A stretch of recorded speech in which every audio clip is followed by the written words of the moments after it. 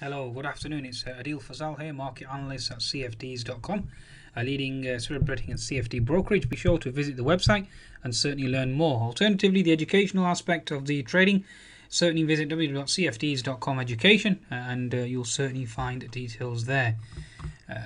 Okay, so this is a market wrap up for the US markets afternoon market update. So let's see if we can decipher exactly where these markets are going. So just bear with me 1 second whilst I just make some slight adjustments with regards to volume. Hopefully the volume will be better now and will be coming up much louder than the previous video did. Okay, so let's get going. Okay, in terms of the Asian markets overnight, a mixed picture really, hence the reason why we're seeing the US markets weakness at present and European markets weakness as well. The Hang Seng was negative. The Shanghai was higher almost by 1% overnight until it gave up its gains and actually finished weaker into the close. And obviously the Nikkei was higher overnight by 0.6%. Now, the biggest clue in Asian markets really is to do with the Shanghai. Even with the Chinese rate cut, we did not see a stellar rally. Okay, that's a worrying sign. That's your warning sign number one. Okay. Now, we did not see a sustained move in copper or oil on Friday either. Again, warning sign number 2, or that was probably the first warning sign, and then Shanghai confirmed the second warning sign.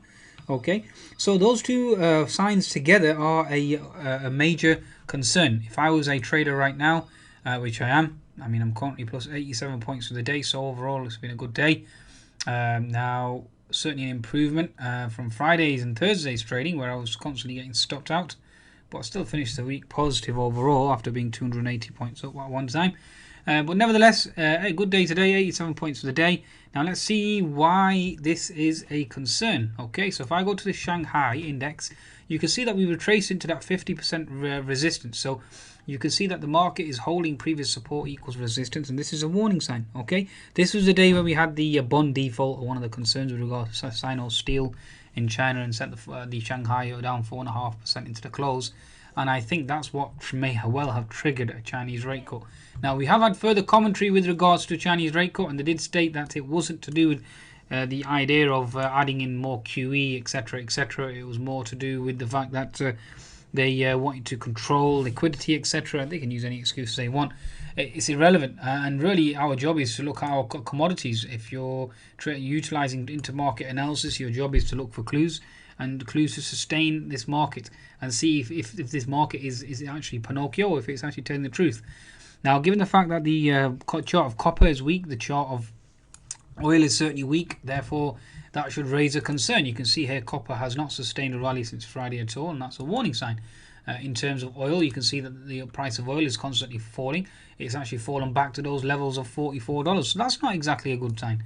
So all these factors added together certainly indicate a bearish opinion or a bearish consensus on this market, and therefore you're expecting this market to certainly fall further and move lower. Okay, that's my opinion thus far. Now, looking at this chart of oil, for example, you can clearly see there's a H&S formation, and that's not exactly a bullish situation to be in if you are trading the FTSE 100. So these are all factors that we need to consider when we're obviously coming to a conclusion on the markets themselves. Okay, so interesting scenario, an interesting situation thus far. Now, given the fact that our commodities are weak, we also have, with regards to US markets thus far, we have weaker home sales data. That certainly does not bode well. And also, TalkTalk share price down, price now down, flirting 10% down on the day, down 16% on the week. Wow.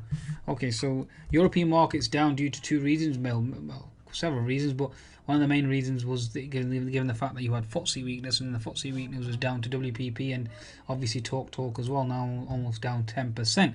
So when you get news flow with regards to that, that's not exactly a good sign. Okay, so given the hack at TalkTalk, etc., and cyber attacks, and that's obviously hurting the share price and creating a risk-off scenario.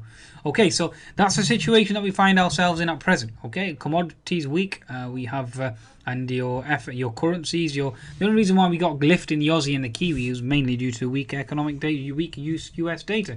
We had weaker home sales, and we had weaker, if I can remember, US DAD Fed manufacturing index minus 12.7 versus minus 6.5. So you can have all the QE in the world, but there's no growth to back that or justify that QE. It certainly starts to weaken the argument. Okay, and hence the reason why I explained on my charts. If you do visit my charts at www.cfds.com, you'll explain why I was expecting the US market to be weak going into Monday. I'd already forecast that in advance.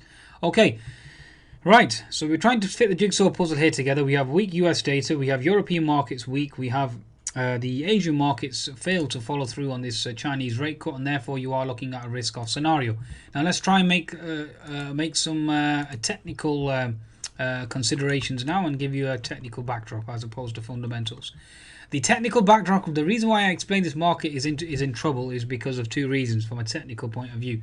Number one, you have gap fill at 2080, 2079, and you have this key diagonal trendline resistance that's acting as a key, diagonal trend lines. How potent are they alone? Not very good. With a key technical level, certainly very good. Okay, so that's exactly what we're observing right now. If you add the daily chart with a weekly chart, the weekly chart is into the fib 75% resistance. Previous support equals resistance in this zone here. You can see previous support equals resistance. So whenever this market would hit this level, we certainly would get a bounce, and that's exactly where the market's testing right now. Add that in, this is obviously multiple time frame analysis. Add that into the daily chart, into that gap fill resistance, as we can see here.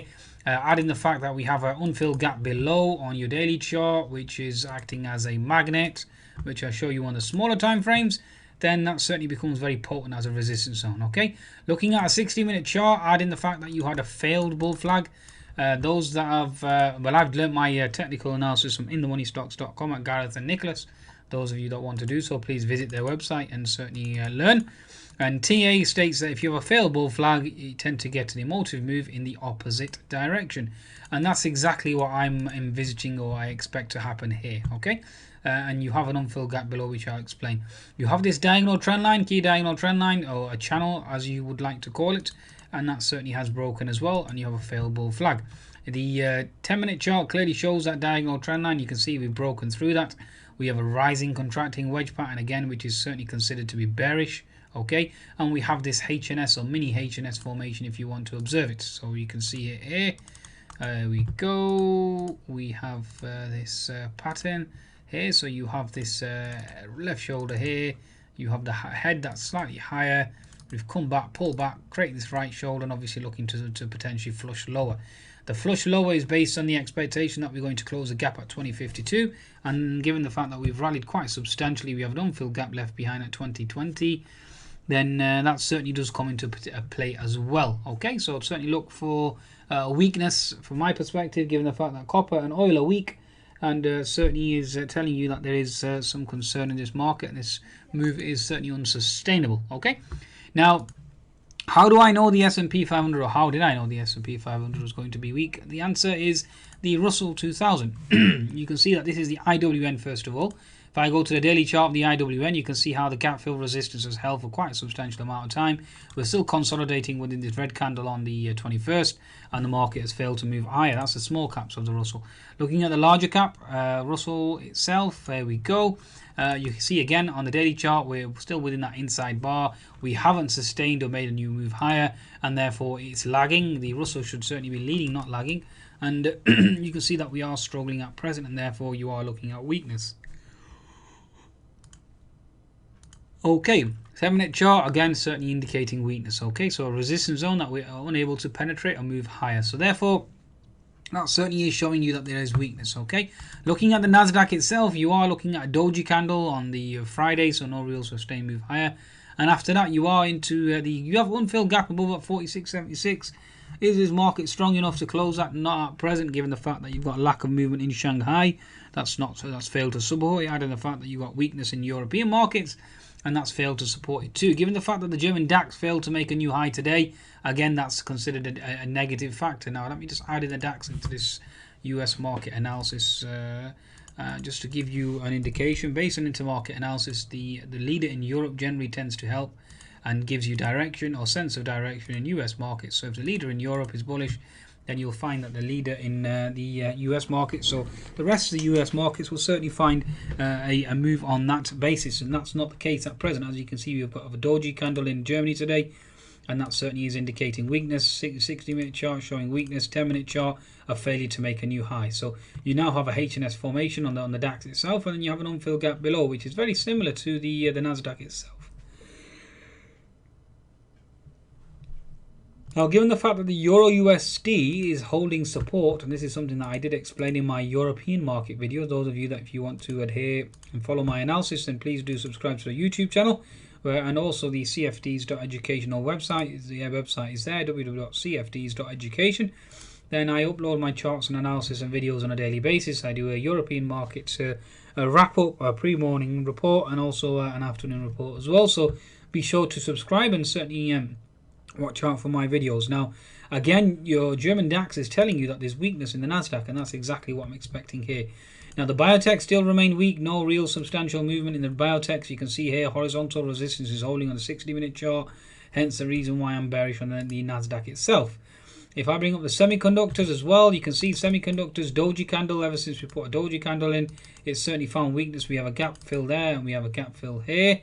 And these are all key zones that we're watching out for. So here we go, here we go. So those are two zones that we're observing. Okay, so again, looking for this gap to potentially close, and the market could potentially reverse. But again, we shall see. So ever since we've closed that gap, you can see this is quite a powerful reversal in semiconductors, and we're looking for a move or a thrust lower. Okay, hence the reason why I'm expecting that weakness on the Nasdaq itself.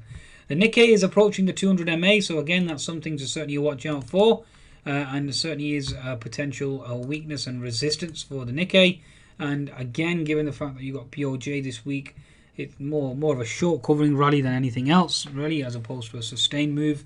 So that's something that you need to take in consideration as well. Also adding the fact that we've got the FOMC as well, and Miss Yellen on tap. So again, it's a lot of uncertainty in terms of central bank action, and a lot of the bullish move certainly has been factored in on this occasion. Okay, so that's certainly a situation that we're expecting at present.